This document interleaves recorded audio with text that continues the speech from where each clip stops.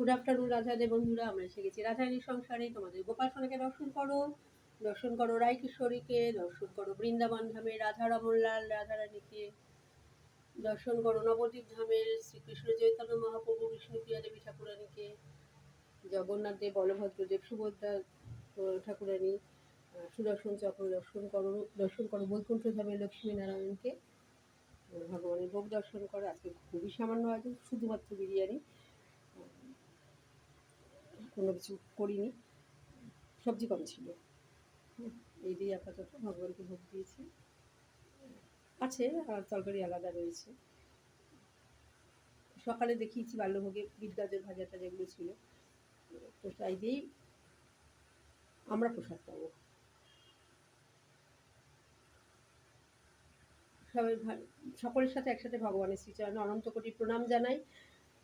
প্রার্থনা করি আমরা যেন ভগবান আশীর্বাদ করুন, আমরা যেন সকলে শারীরিক মানসিক সপরিবারে শান্তিতে থাকি, আনন্দে থাকি, ভালো থাকতে পারি এবং ভক্তিময় জীবন যাপন করতে পারি। ভগবান আমাদের সেই আশীর্বাদ করুন। রাধে রাধে। সামনে জগন্নাথ দেবের রথযাত্রা, তো খুব আনন্দ, একটা বিশেষ আমাদের হিন্দু সনাতনীদের একটা বিশেষ বিশেষ বিশেষ দিন। যেমন দুর্গাপূজা, তেমন দুর্গাপূজার সাথে সাথে আমাদের এই রথযাত্রার আয়োজন, রথ দেখতে যাওয়া, অত ভিড়, রথ দেখা কলা বেচা একসাথে যেটা বলে, ভীষণ ভীষণ ভীষণ আনন্দের। ঠিক আছে, তোমরা সকলে তৈরি হয়ে নাও, সামনে রথযাত্রা, সকলে রথ টানতে যেতে হবে, রথের দড়ি ধরতে হবে, জগন্নাথ দেবকে দর্শন করতে হবে। রথে উপবিষ্ট জগন্নাথ দেবকে দর্শন করলে নাকি আর পুনর্জন্ম হয় না। তো এই সুযোগ হাতছাড়া করা ঠিক হবে? হবে না। সময় থাকতে থাকতে অবশ্যই যে যেখানে সুবিধে, যার যেখানে সুবিধে, অবশ্যই রথে উপবিষ্ট জগন্নাথ দেবকে দর্শন করো এবং রথের দড়ি ধরে রথ টানো।